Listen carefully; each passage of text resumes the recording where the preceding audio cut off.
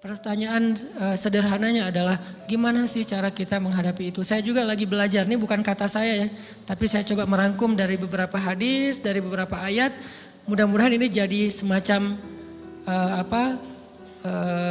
tips dari Allah, dari Rasul, cara kita supaya lebih sabar dalam menghadapi ujian, khususnya ujian perasaan.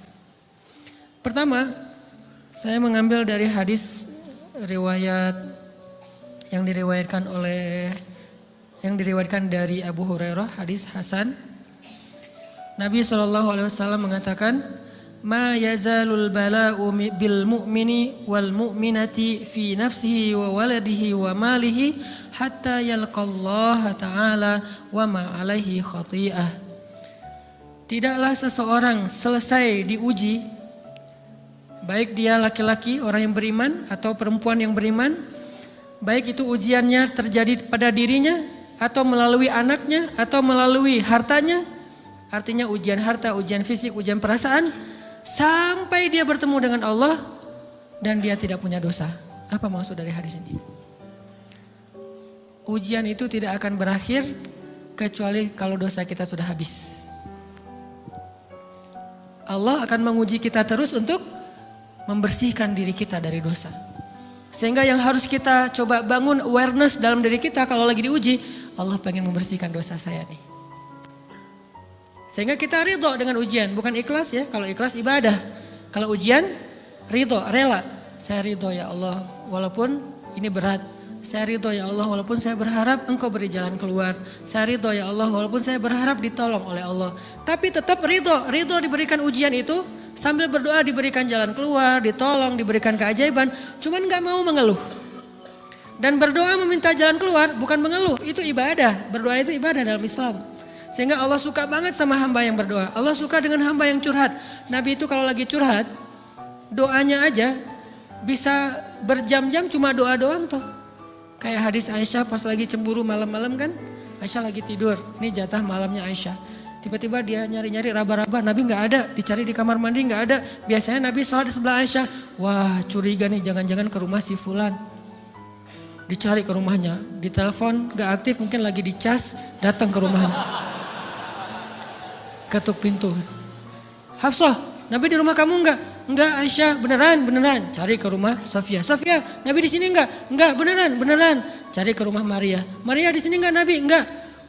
Kemana ya Nabi? Rumah istri-istri yang lain gak ada. Pas balik ke rumahnya, ngelewat masjid, ngelihat Nabi lagi sujud di Masjid Nabawi, di mihrab. Dan Aisyah mendengar Nabi menangis sambil berdoa. Dan sujudnya itu seperti membaca 1 juz Al-Quran. Dan itu isinya doa nangis. Robbi. Jadi kalau kita katakan gak usah banyak berdoa sama Allah, malu. Justru Allah suka kepada hamba yang berdoa.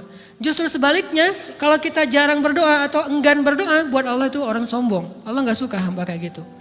Kamu gak butuh saya, sama kayak kita lagi ada masalah, punya teman yang punya kelebihan harta, terus kita kayak bingung gitu nyari kesana kemari pinjaman, dia gak dikasih tahu. Pas dia tahu dari orang lain, dia ngomong apa? Kamu gak nganggap saya ya?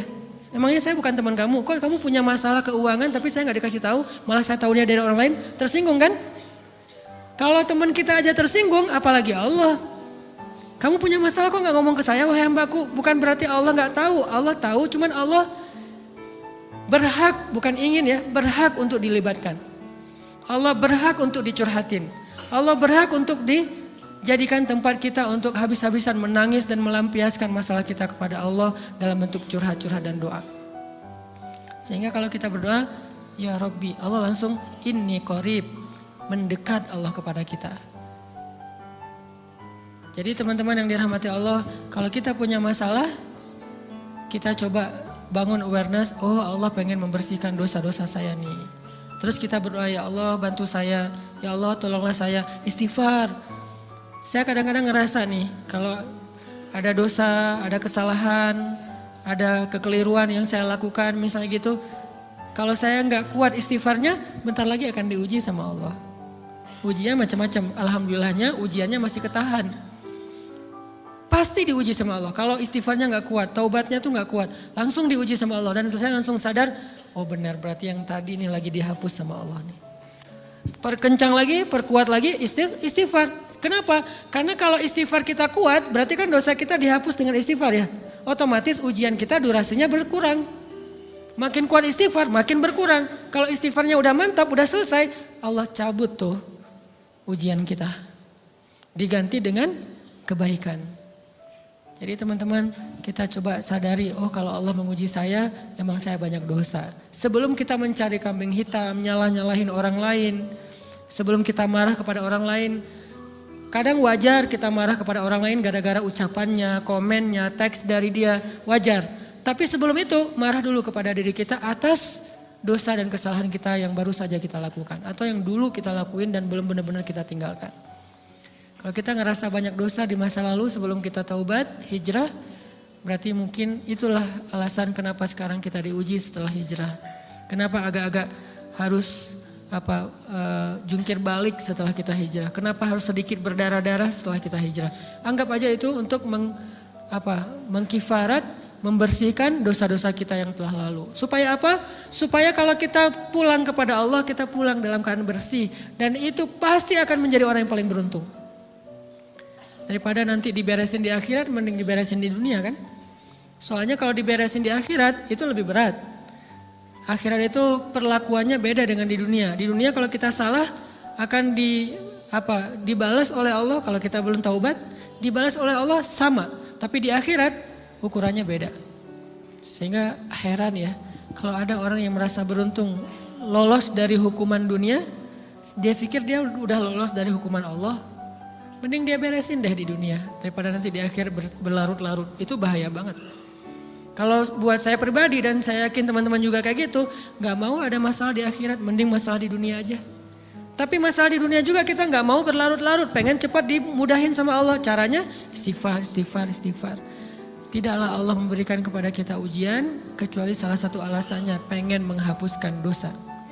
Idza kathurat dzunubul 'abdi wa lam yakun lahu min 'amalin liyukaffiraha fabtalahu Allahu bil hazan liyukaffiraha.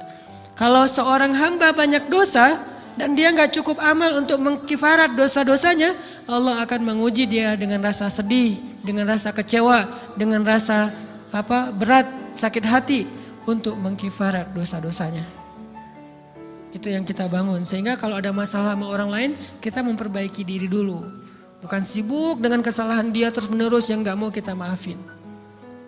Misalnya ada teman kita nih, jadi clash sama kita.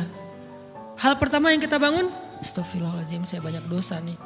Tapi kan yang salah dia, ya tapi mungkin dia nggak akan mengatakan kalimat itu, nggak akan bersikap kayak gitu kalau kita nggak punya dosa. Allah sengaja mengutus dia untuk menguji kita lewat kata-katanya, lewat perilakunya, karena kita punya dosa.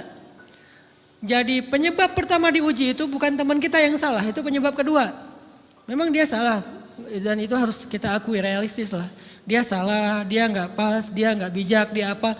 Oke, tapi yang mentakdirkan dia salah kepada kita Allah Subhanahu wa taala. Kenapa Allah takdirkan gitu? Karena kita masih punya banyak dosa. Allah kirim kita ujian, bisa manusia, bisa alam, bisa dalam diri kita sendiri. Itu semuanya adalah cara Allah untuk menguji kita dan membersihkan dosa-dosa kita. Ini yang kita bangun pertama. Yang kedua, kata Nabi di dalam hadis Bukhari, "May yuridillahu bihi khairan." Yang terkenal kan yufaqihu fiddin, itu yang terkenal. Ternyata ada dua modelnya. Ada may yuridillahu bihi khairan yufaqihu fiddin.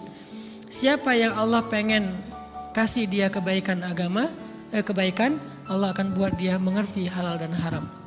Itu berarti Allah sayang sama dia. Ini satu model hadis. Ada model yang kedua, mirip redaksinya. May yuridillahu bihi khairan yusib min. Hadis Bukhari. Siapa yang Allah pengen ngasih dia kebaikan, Allah uji. Hah? Kok gitu caranya? Ternyata kayak gitu rahasianya. May yuridillahu bihi khairan. Siapa yang Allah pengen ngasih dia kebaikan, Allah kasih dia musibah atau ujian. Kenapa bisa seperti itu Ustaz? Fa inna ma'al usri yusra, Inna ma'al usri yusra. Seolah-olah Allah bilang di dalam ayat itu, kalau kalian mau dapat kemudahan, biasanya lewatnya kesusahan dulu. Kalau kalian pengen dapat keberuntungan, biasanya dapatnya kerugian dulu. Tapi keberuntungan dan kerugiannya pasti gak sebanding. Keberuntungannya jauh lebih besar daripada kerugiannya. Kerugian itu kayak modal doang, DP. Jadi kalau kita mau dapat kejutan dari Allah, Allah kasih kita DP. DP-nya apa? Ujian. DP-nya musibah. DP-nya rasa gak nyaman. Itu DP tuh. DP terhadap apa? DP dari Allah terhadap hadiah-hadiah besar yang Allah pengen ngasih ke kita setelahnya. Cuman banyak orang yang menolak DP ini. Sama kayak kita misalnya. Kalau kita mau ngasih dia hadiah, kita kasih dia kayak kejutan dulu. Dia lagi ulang tahun nih, disiram air dulu. Setelah itu dikasih hadiah-hadiah yang mahal.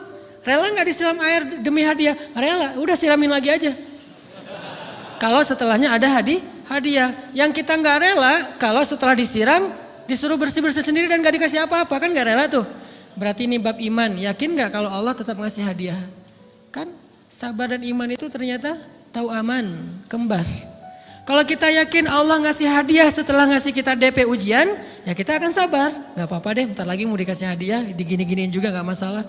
Dibully, diapain sama Allah, biarin aja. Ya Allah saya sabar, kan bentar lagi mau dikasih hadiah nih. Ini masalah yakin. Tapi kalau kita gak yakin, apa sih maunya Allah gitu kan? Begitu kalimat ini keluar, maka yang muncul setelahnya adalah mengeluh, berputus asa, dan gak akan sabar menghadapi ujian. Ujian, kata Nabi, may yuridillahu bihi khairan, siapa yang Allah pengen kasih hadiah, siapa yang Allah pengen kasih kejutan, siapa yang Allah pengen kasih pertolongan, siapa yang Allah pengen kasih kebaikan, yusib min, Allah akan uji dia dulu. Ini sunnatullah. Sehingga kalau kita lagi diuji, yang kita lihat jangan ujiannya, apa setelah itu. Gimana ngelihatnya Ustaz gak kelihatan? Dengan mata hati. Istafti qalbak, tanya kepada hatimu, kelihatan gak? Dengan mata hati. Gimana ngelihat dengan mata hati? Dengan iman, saya percaya Allah pasti ngasih kebaikan setelah ini. Orang Allah sendiri yang ngomong, gak ada satu huruf pun di Al-Quran yang salah. Apalagi satu ayat, apalagi dua ayat. Fa inna ma'al usri yusra, ditegesin lagi. Inna ma'al usri yusra. Tapi usr dulu, baru yusr. Dikasih kesusahan sedikit, dikasih kemudahan yang banyak. Dikasih kesusahan sedikit, dikasih kemudahan yang banyak. Ini yang kita coba bangun tajdidul iman. Bangun memperbaharui yakin. Sehingga ketika kita diuji, sedih, wajar. Mengaduh sedikit.